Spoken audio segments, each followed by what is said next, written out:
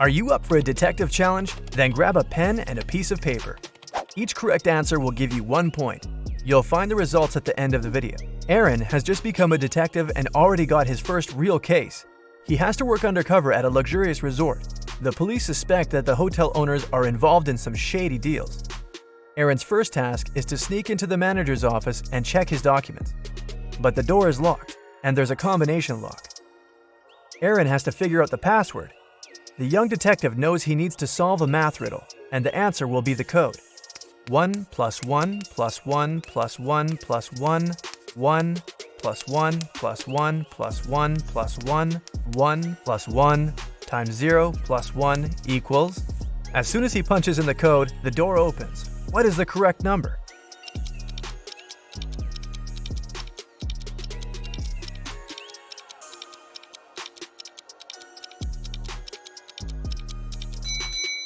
It's 30. There are no mathematical symbols at the end of the first and second lines. It means the whole thing looks like this. 1 plus 1 plus 1 plus 1 plus 1 1 plus 1 plus 1 plus 1 plus 1 1 plus 1 times 0 plus 1 equals 30. Aaron manages to get into the office and look through the papers, but he doesn't find anything useful there. While the detective was busy, one guest discovered her diamond ring and earrings were missing. Someone must have stolen the jewelry. Aaron has 3 suspects: Walter, another guest, Alice, a maid, and Alan, a porter. The undercover detective decides to check their rooms. He can't spend much time there, but what he sees is enough for him to understand who the thief is. Can you figure it out?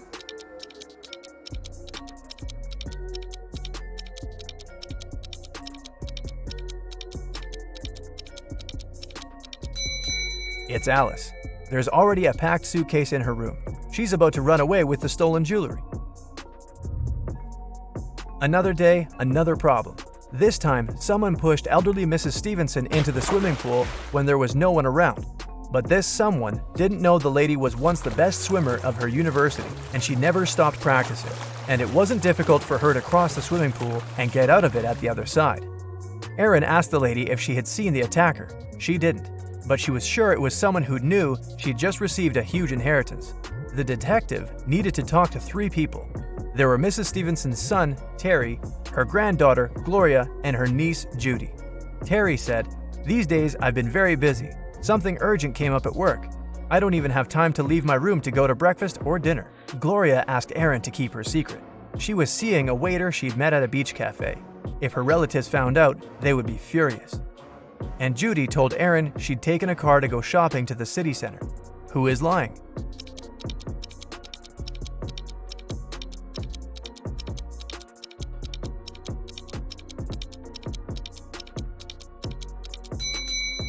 Terry. The man looks sunburned. How can it be if he hasn't left his room for days? Aaron suspected one guest was involved in the newest criminal scheme of the hotel owners. He started to follow the man, watching his every step. At night, the detective would climb the tree growing next to the man's room and check if he was doing something fishy. One night, he saw the man tossing and turning in his bed for hours. He must be up to no good, Aaron thought. As if on cue, the man picked up the receiver, dialed some number, waited for a while, and hung up without saying a word. Soon after that, he fell asleep. What was the whole thing about?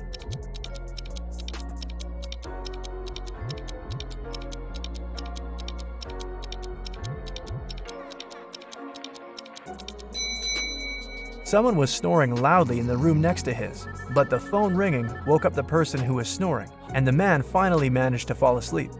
Finally, our undercover detective seems to be on the right track. A rich businessman, Mr. Wilson, disappeared from his room. It was rumored he'd come to buy the resort from the current owners. The police questioned 4 suspects and shared this information with Aaron. The businessman's assistant said, "I felt unwell on our way here. I went to my room, and as soon as we arrived, took some medicine and fell asleep immediately." The hotel owner said, "We agreed to meet with Mr. Wilson in a conference room, but I got lost while trying to find it. I finally came there, but Mr. Wilson never showed up." Mr. Wilson's wife, who accompanied him on his trip, said, "My husband was going to meet with the hotel owner. I'm not interested in business, so I went to the spa." Who is behind the businessman's disappearance?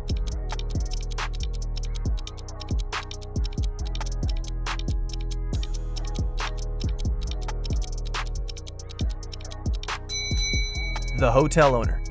How could he get lost in his own hotel? Ethan put a coin into an empty bottle and plugged it tightly with a cork.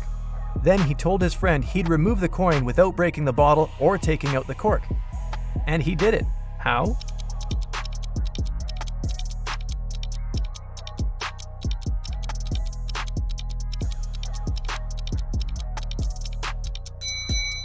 Ethan pushed the cork into the bottle and shook it to make the coin fall out.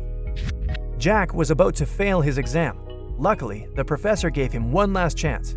The guy had to arrange 4 nines to make them equal 100. He could use any math symbols. How did he do it?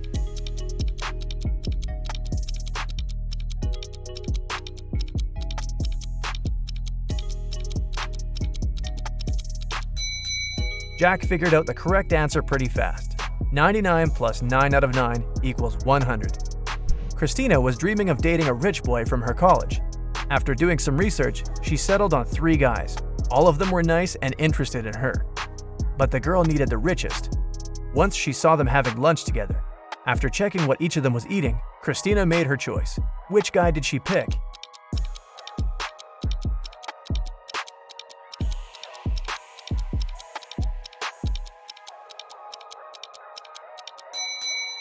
The guy who's eating seafood and avocado.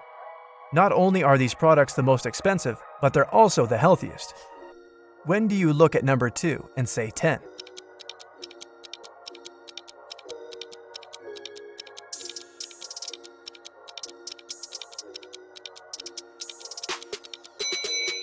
It happens when you look at your wristwatch.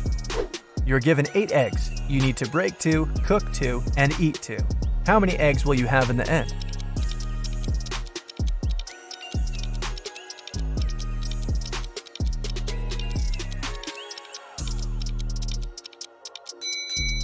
You can break, cook, and eat 2 eggs. It'll leave you with 6 eggs. Julia was angry with her boyfriend. She sent a message to her best friend who lived in Switzerland. In this message, the girl complained about something the guy had done, but her friend sent her a very strange reply. Give, get. Give, get.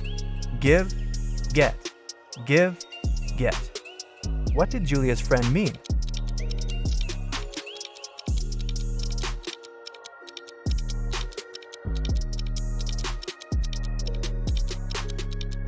She wanted to say that Julia should forgive and forget. You're walking through the forest. Suddenly, you see a crossroad and a man standing there.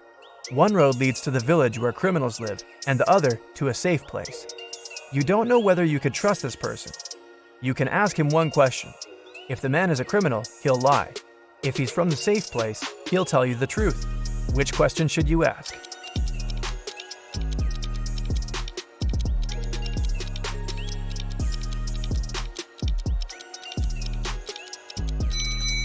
Where is your village? If the person is innocent, he'll send you to the safe place. If he's a criminal, he'll lie and point to the safe place too. It was Mr. and Mrs. Anderson's wedding anniversary, and everyone was getting ready for the party. Mrs. Anderson wanted to put on a diamond bracelet her husband gave her for their wedding. When she opened her jewelry box, she didn't see the bracelet. Trying not to panic, the woman called her teenage daughters, Joan and Andrea. I've told you 1,000 times not to touch my things, and still, one of you has taken my jewelry again. Joan shouted, I haven't touched your jewelry box. Andrea also denied taking her mom's stuff. Why would I need your bracelet? I've got lots of my own. Which girl is lying?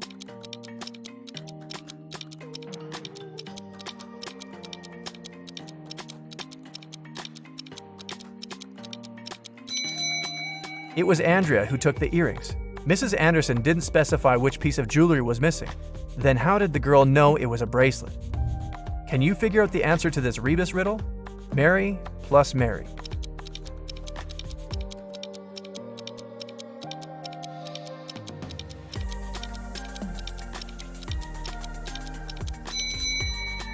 The answer is summary. 1 out of 9 identical balls is heavier than the others. How can you figure out which one it is after only 2 weighings?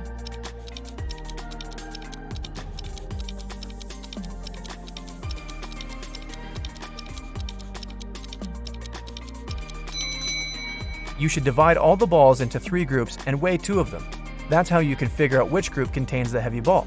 After that, you should pick 2 balls from the heaviest group, weigh one of them with the other, and you'll understand which ball of the 3 is the heaviest. And now, the best part, your results. If you got 0 to 5 points, it might be too early to try on your Sherlock's hat. Practice more, pay attention to details, and you'll get there. If your score is 5 to 10 points, you're probably ready to apply for a detective's assistant position. And then, with some more experience, you might even replace your boss one day. And if you got 11 to 15 points, you can easily open your own detective agency. You have a sharp eye for details and amazing logical skills.